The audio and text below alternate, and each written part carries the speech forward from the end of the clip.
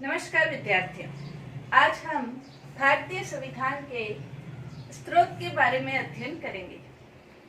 भारतीय संविधान सभा ने भारतीय संविधान का निर्माण किया। कैबिनेट मिशन योजना के अंतर्गत भारतीय संविधान सभा अस्तित्व में आई और संविधान सभा के द्वारा संविधान का निर्माण किया गया। संविधान सभा के द्वारा जो संविधान का निर्माण किया गया उसके अंतर्गत 2 वर्ष 11 माह 18 दिन का समय लगा। इस बीच संविधान सभा ने 11 सत्र आहूत किए थे। 9 दिसंबर 1946 को संविधान सभा का प्रथम बैठक हुई और 26 नवंबर 1949 को 11वां सत्र हुआ।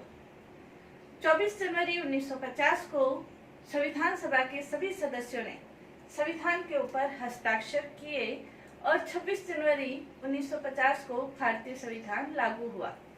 भारतीय संविधान में संविधान निर्माताओं ने जो संविधान का निर्माण किया है उसके लिए संविधान निर्माताओं ने दुनिया के विभिन्न देशों के संविधानों से जो भी उपयोगी भारतीय आवश्यकताओं के अनुरूप और भारतीय संविधान को स्थायी रूप देने के जो तत्व जहां से भी संविधान निर्माताओं को मिले उन्होंने भारतीय संविधान के अंतर्गत उनको स्थान दिया गया और जो तत्व दूसरे देशों से लिए गए हैं वो ही संविधान के स्रोत माने जाते हैं। तो भारतीय संविधान के अंतर्गत भारतीय स्रोत जो हम देखते हैं वो सबसे पहला स्रोत 1935 का भारत शासन अधिनियम। संविधान के स्रोत के अंतर्गत 1935 का भारत शासन अधिनियम। हालांकि ब्रिटिश शासन के द्वारा भारत शासन अधिनियम लागू किया गया था और ये जो भारत शासन अधिनियम है उसी के अंतर्गत अनेक प्रकार के जो तत्व है वो संविधान में उनको स्थान दिया गया। भारतीय संविधान का यदि सबसे बड़ा स्रोत हम कहें तो 1935 का भारत शासन अधिनियम ही कहा जा सकता है। 1935 का जो भारत शासन अधिनियम है उसके करीब 200 अनुच्छेद, 200 से ज्यादा भी हो सकते हैं, 200 अनुच्छेद भारतीय संविधान में लिए गए हैं। इसके अंतर्गत हम ये देखें तो भारतीय शासन का जो संघात्मक व्यवस्था है, संघीय तंत्र है, भारतीय संविधान के अंतर्गत जो न्यायपालिका है, लोक सेवा आयोग है, न्यायपालिका है, प्रशासनिक जो विवरण है, जो प्रशासन से संबंधित जो विवरण है, संघीय व्यवस्था, न्यायपालिका, प्रशासनिक विवरण, ये जो सारे तत्व है ये हमें 1935 के भारत शासन अधिनियम जो अंग्रेजों ने लागू किया था उसके अंतर्गत संविधान में स्थान दिया गया है। इसी प्रकार अमेरिका के संविधान के अंतर्गत अमेरिका का जो संविधान है उससे भी बहुत सारे तत्व लिए गए हैं। अमेरिका के भारतीय संविधान के स्रोतों में जो दूसरा स्रोत हम देखते हैं वो अमेरिका के संविधान से हमने बहुत सारे तत्व लिए हैं। अमेरिका का संविधान, अमेरिका का जो संविधान है वहां से हमारे संविधान में क्या क्या चीजें ली गई है वो हम देखते हैं। जैसे अमेरिका के संविधान के अंतर्गत जो मौलिक अधिकार है, भारतीय संविधान के अंतर्गत सभी नागरिकों को, कुछ विदेशियों को भी मौलिक अधिकार प्रदान किए गए हैं। तो मौलिक अधिकार का स्रोत कहाँ से लिए गए हैं? अमेरिका के संविधान से लिए गए हैं। इसी प्रकार हम देखते हैं कि जो प्रस्तावना का कॉन्सेप्ट है, प्रस्तावना की जो भाषा है वो ऑस्ट्रेलिया के संविधान से ली गई है, लेकिन प्रस्तावना का जो कॉन्सेप्ट है वो अमेरिका के संविधान से लिया गया है। इसी प्रकार अमेरिका के संविधान से उपराष्ट्रपति का जो पद है, उपराष्ट्रपति का पद अमेरिका के संविधान से लिया गया है। इसी प्रकार यदि हम देखें महाभियोग प्रक्रिया, महाभियोग प्रक्रिया भी अमेरिका के संविधान से ली गई है। राष्ट्रपति, उच्चतम न्यायालय के न्यायाधीश, उच्च न्यायालयों के न्यायाधीशों को हटाने की एक विशेष प्रक्रिया होती है, उसे महाभियोग प्रक्रिया कहा जाता है। साधारण रूप से इनको नहीं हटाया जाता है, महाभियोग आधार पर ही इन्हें हटाया जा सकता है।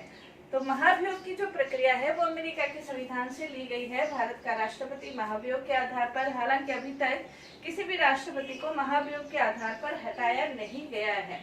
इसी प्रकार जो न्यायपालिका है, स्वतंत्र और निष्पक्ष न्यायपालिका की जो व्यवस्था है, स्वतंत्र और निष्पक्ष न्यायपालिका, ये भी अमेरिका के संविधान से लिए गए हैं। स्वतंत्र और निष्पक्ष न्यायपालिका के साथ ही भारतीय संविधान के अंतर्गत न्यायिक पुनरावलोकन की जो व्यवस्था है वो भी अमेरिका के संविधान से ली गई है। न्यायिक पुनरावलोकन,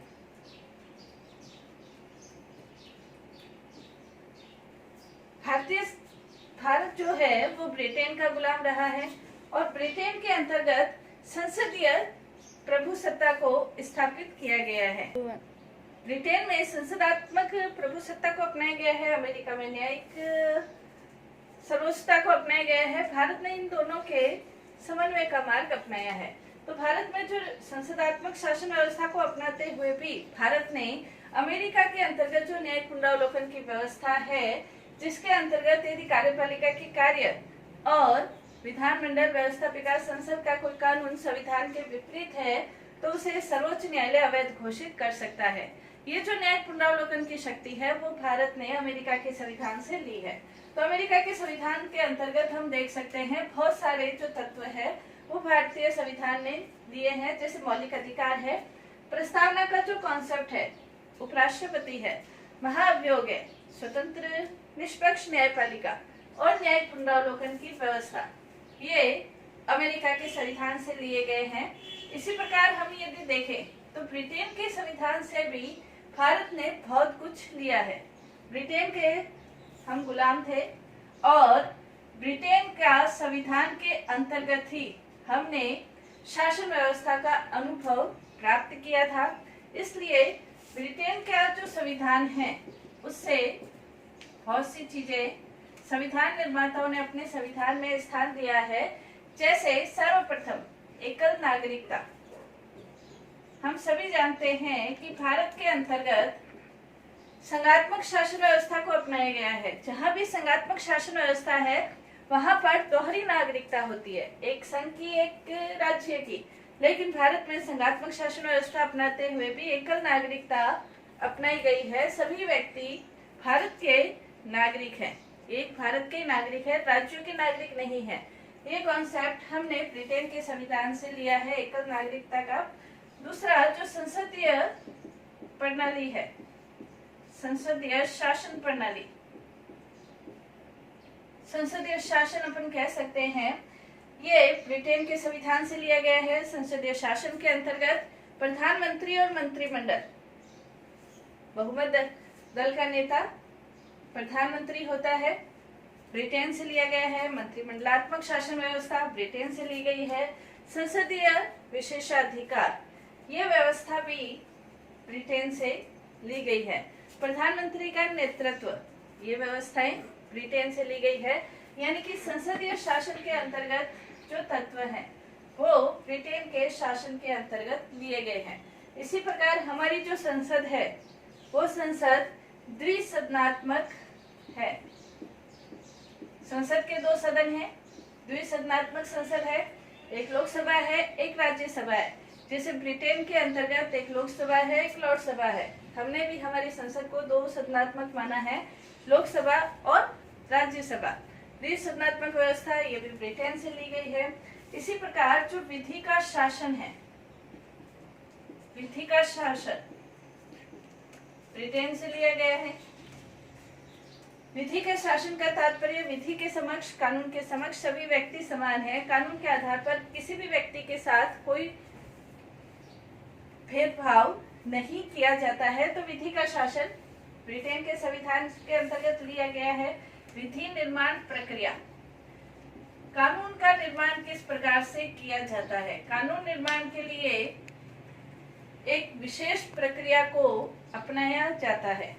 विधि निर्माण किस प्रकार से किया जाएगा भारत में, यह हमने ब्रिटेन से सीखा है।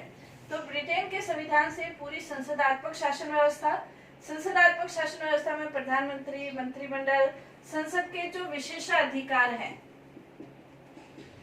विशेषाधिकार हैं ये भी ब्रिटेन से लिए गए हैं।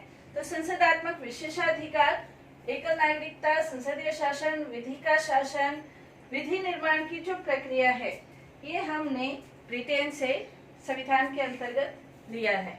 तो ये ब्रिटेन का संविधान है।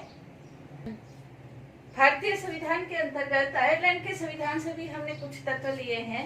जैसे भारतीय संविधान में हम देखते हैं नीति निर्देशक सिद्धांत। नीति निर्देशक सिद्धांत जो राज्यों को नीति बनाने के लिए निर्देश देते हैं, जो कि न्यायोचित नहीं है, जिनका हम न्यायालय में शरण नहीं ले सकते हैं।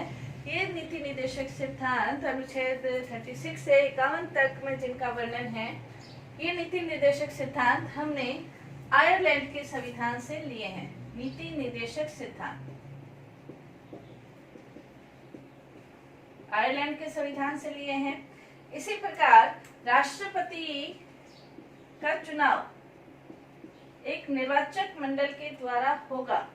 तो राष्ट्रपति के निर्वाचन की जो प्रक्रिया है, राष्ट्रपति निर्वाचित होगा। ये अमेरिका के संविधान से लिया है, लेकिन राष्ट्रपति का जो निर्वाचक मंडल है, वो निर्वाचक मंडल हमने आयरलैंड के संविधान से लिया है। राष्ट्रपति का निर्वाचक मंडल, राष्ट्रपति के निर्वाचक मंडल में कौन कौन शामिल होते हैं? संसद के निर्वाचित सदस्य, विधानसभा के निर्वाचित सदस्य और केंद्र शासित प्रदेशों के निर्वाचित सदस्य। केंद्र शासित जो प्रदेश है, सभी केंद्र शासित प्रदेशों के निर्वाचित सदस्य शामिल नहीं होते हैं, सिर्फ दिल्ली और पांडिचेरी के निर्वाचित सदस्य शामिल होते हैं। राज्यसभा के मनोनीत सदस्य, लोकसभा के मनोनीत सदस्य, विधानसभाओं के मनोनीत सदस्य राष्ट्रपति के निर्वाचक मंडल में शामिल नहीं होते। इसी प्रकार विधान परिषद जिन राज्यों में है, विधान परिषद के सदस्य भी निर्वाचक मंडल में शामिल नहीं होते हैं। तो ये आयरलैंड के संविधान से हमने लिया है। इसी प्रकार राज्यसभा के अंतर्गत जो 12 सदस्यों का राष्ट्रपति के द्वारा मनोनयन होता है। शिक्षा के क्षेत्र में, साहित्य के क्षेत्र में, कला के क्षेत्र में जिन लोगों ने अपना समाज सेवा के क्षेत्र में अपना मूल्य योगदान दिया है, ऐसे सदस्यों को राष्ट्रपति के द्वारा राज्यसभा में स्थान दिया जाता है। ये जो 12 सदस्य है, मनोनीत करने की जो व्यवस्था है, ये भी आयरलैंड के संविधान से हमने ली है। तो आयरलैंड के संविधान से नीति निर्देशक सिद्धांत है, निर्वाचक मंडल है और 12 सदस्यों के मनोनीत करने की जो व्यवस्था है, वो आयरलैंड के संविधान से हमने ली है। इसी प्रकार कनाडा के संविधान से भी हमने कुछ तत्व लिए हैं। कनाडा का संविधान,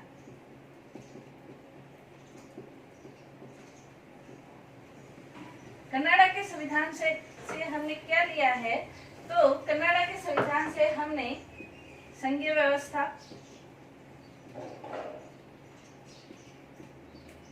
हालांकि 1935 के भारत शासन अधिनियम के द्वारा भी संघात्मक शासन व्यवस्था के कुछ तत्वों को लिया है, लेकिन भारत के अंतर्गत जो सशक्त केंद्र की व्यवस्था है, वो कनाडा के शासन से, संघात्मक व्यवस्था है वो कनाडा के शासन से हमने ली है। सशक्त केंद्र जो व्यवस्था है वो कनाडा के शासन से ली है। हम देखते हैं कि शक्तियों का संघात्मक शासन होते हुए भी शक्तियों का विभाजन, संघ और राज्यों के बीच शक्तियों का विभाजन किया गया है, और संघ और राज्यों के बीच जो शक्तियों का विभाजन किया गया है, शक्तियों का विभाजन करते हुए भी केंद्र को शक्तिशाली रखा गया है। जैसे संघ सूची पर तो केंद्र कानून बनाएगा ही बनाएगा, समवर्ती सूची के ऊपर केंद्र और राज्य दोनों कानून बनाएंगे, लेकिन विवाद की स्थिति में संघ का कानून मान्य होगा। अवशिष्ट शक्तियां केंद्र को प्रदान की गई है और राज्य सूची पर भी विभिन्न परिस्थितियों में केंद्र कानून बना सकता है। तो सशक्त केंद्र की जो व्यवस्था है वो कनाडा के संविधान से ली गई है। अवशिष्ट जो शक्तियां हैं, भारतीय संविधान के अंतर्गत अवशिष्ट जो शक्तियां हैं वो केंद्र को प्रदान की गई है। तो केंद्र को जो अवशिष्ट शक्तियां प्रदान की गई है वो भी हमने कनाडा के संविधान से ली है। इसी प्रकार राज्यपाल की नियुक्ति, राष्ट्रपति के द्वारा राज्यों में राज्यपाल की नियुक्ति की जाती है। तो राज्यपाल की जो नियुक्ति है वो भी कनाडा के संविधान से ली गई है। राज्यपाल की नियुक्ति।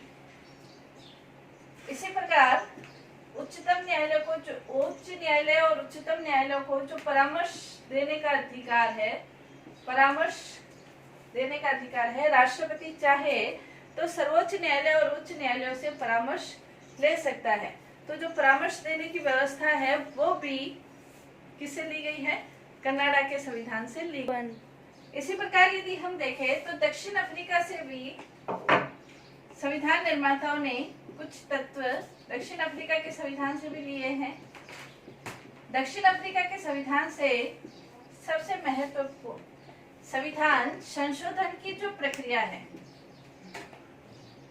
संविधान संशोधन की प्रक्रिया हमने दक्षिण अफ्रीका से ली है। संविधान संशोधन की प्रक्रिया का वर्णन संविधान के अनुच्छेद 368 में संविधान संशोधन की प्रक्रिया का वर्णन है। संविधान संशोधन भारत में 3 प्रकार से होता है: साधारण बहुमत के आधार पर, विशिष्ट बहुमत के आधार पर, विशिष्ट बहुमत प्लस राज्यों की विधान आधे से अधिक राज्यों की विधानसभाओं की सहमति के आधार पर। साधारण बहुमत के आधार पर जो संविधान में संशोधन होते हैं उसका वर्णन 368 में नहीं किया गया है। जो 2 प्रक्रिया है, विशिष्ट बहुमत का और विशिष्ट बहुमत प्लस राज्यों की विधानसभाओं के बहुमत का, इसका वर्णन 368 के अंतर्गत किया गया है। तो संविधान के संशोधन की प्रक्रिया का वर्णन है वो दक्षिण अफ्रीका के संविधान से हमने ली है। इसी प्रकार ऑस्ट्रेलिया के संविधान के अंतर्गत यदि हम देखें तो ऑस्ट्रेलिया के संविधान से प्रस्तावना की जो भाषा है, प्रस्तावना का जो कॉन्सेप्ट है अमेरिका के संविधान से लिया गया है। प्रस्तावना की जो भाषा है वो ऑस्ट्रेलिया के संविधान से ली गई है। इसी प्रकार संविधान के अंतर्गत जो समवर्ती सूची है वो ऑस्ट्रेलिया के संविधान से ली गई है।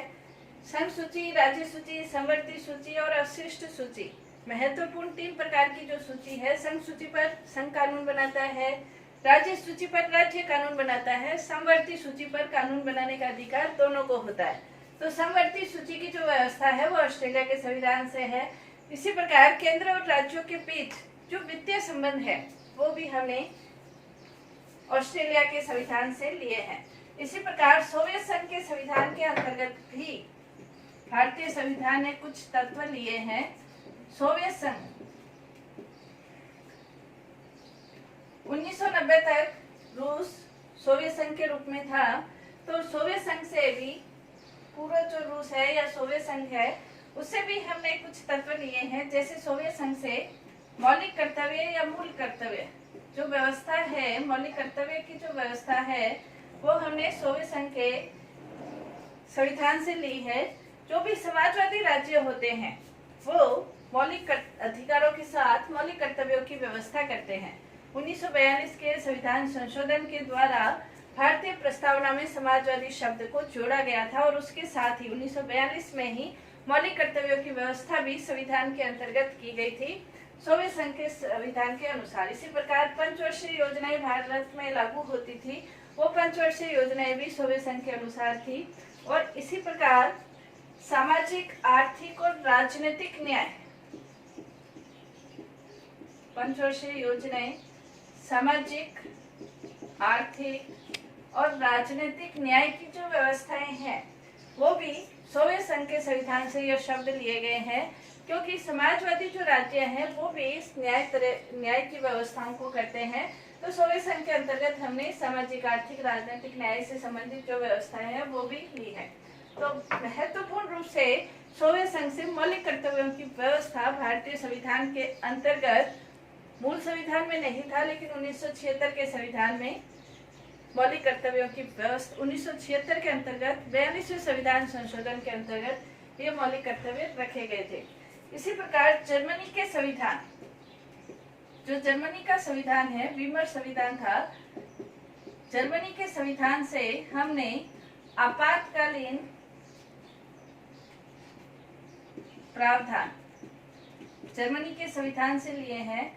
आपातकालीन प्रावधान के अंतर्गत जो राष्ट्रपति को जो अधिकार प्राप्त होते हैं, राष्ट्रीय आपात जो लागू होता है 352 के अंतर्गत आपातकालीन शक्तियां जो राष्ट्रपति को प्राप्त होती है और उसी प्रकार मौलिक अधिकारों का जो स्थगन है, मौलिक अधिकारों का स्थगन आपातकाल के अंतर्गत जो होता है, ये आपातकाल से संबंधित जो सारी व्यवस्थाएं हैं हमने जर्मनी के संविधान से ली है। इसी प्रकार जापान के संविधान से जापान का जो संविधान है, जापान के संविधान से हमने जो शब्द लिया है, जो शब्दावली ली है, वो कानून द्वारा स्थापित प्रक्रिया। ये शब्दावली कई बार एग्जाम में पूछा जाता है, कानून द्वारा स्थापित प्रक्रिया। ये शब्दावली हमने जापान के संविधान से ली है। दो प्रकार की प्रक्रिया होती है, कानून की उचित प्रक्रिया, एक होती है कानून द्वारा स्थापित प्रक्रिया। कानून की उचित प्रक्रिया के अंतर्गत जो न्यायालय है वो उचित रूप से किसी भी पक्ष के संबंध में अपना निर्णय दे सकते हैं, लेकिन कानून द्वारा स्थापित प्रक्रिया के अंतर्गत वही मामले न्यायालय में ले जा सकते हैं जो संविधान के द्वारा आपको प्रदान किए गए हैं। तो कानून द्वारा जो स्थापित प्रक्रिया है वो हमने जापान के संविधान से ली है। इसी प्रकार फ्रांस के संविधान, फ्रांस का जो संविधान है उसके अंतर्गत भी हम देखें तो गणतंत्रात्मक, भारत एक गणराज्य है, गणतंत्रात्मक शासन व्यवस्था को अपनाया गया है। फ्रांस के संविधान से हमने गणतंत्र शब्द को लिया है, यानी कि गणतंत्र उसे कहते हैं जब भारत या किसी राज्य का सर्वोच्च प्रमुख जब जनता के द्वारा चुना जाता है तो उसे हम गणतंत्रात्मक शासन व्यवस्था कहते हैं। भारत के अंतर्गत भी गणतंत्रात्मक शासन व्यवस्था को अपनाया गया है। जो राष्ट्रपति है, सर्वोच्च प्रमुख है, वो जनता के द्वारा चुना जाता है। ब्रिटेन को गणतंत्रात्मक नहीं कहेंगे क्योंकि वहाँ सम्राट या सम्राज्ञी वंशानुगत आधार पर पद प्राप्त करते हैं। फ्रांस के संविधान से गणतंत्र शब्द लिया गया है। इसी प्रकार स्वतंत्रता, समानता और बंधुत्व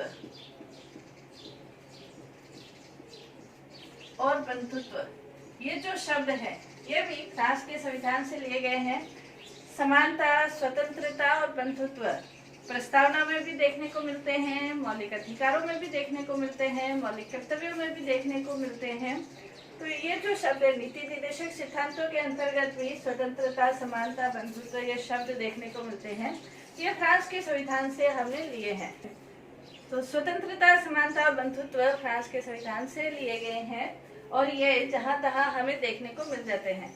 तो हम कह सकते हैं कि भारतीय संविधान निर्माता ये चाहते थे कि वो भारत के लिए इस तरह के संविधान का निर्माण करे ताकि आने वाली जो पीढ़ियां हैं उन्हें बहुत कम मुसीबतों का सामना करना पड़े और भारत को जो आने वाली परिस्थितियां हैं उसमें भारत का जो संविधान है वो सुचारू रूप से कार्य कर सके। भारतीय संविधान को किसी भी प्रकार का संकट का मुकाबला नहीं करना पड़े, इसलिए संविधान निर्माता ये चाहते थे कि एक बहुत अच्छे, उपयोगी, आदर्शात्मक और स्थायी संविधान का निर्माण भारत के लिए किया जाए और इसीलिए उन्होंने विभिन्न देशों के संविधानों के जो उपयोगी तत्व हैं वो भारतीय संविधान में उन्होंने स्थान दिया। संसदात्मक शासन व्यवस्था का अनुभव हम ब्रिटेन के अंतर्गत कर चुके थे, तो उसको संविधान में स्थान दिया। मौलिक अधिकार भारतीय नागरिकों के लिए बहुत आवश्यक थे, तो उसको हमने अमेरिका के संविधान से लिया। संघात्मक शासन व्यवस्था कनाडा के संविधान से ली। तो संविधान संशोधन की प्रक्रिया हमने दक्षिण अफ्रीका से ली। नीति निर्देशक सिद्धांत भी एक महत्वपूर्ण स्थान रखते हैं, तो वो आयरलैंड के संविधान से लिए गए। मौलिक कर्तव्य सोवियत संघ के संविधान से लिए गए। तो इस प्रकार विभिन्न तत्वों का उल्लेख भारतीय संविधान के अंतर्गत किया गया है। धन्यवाद।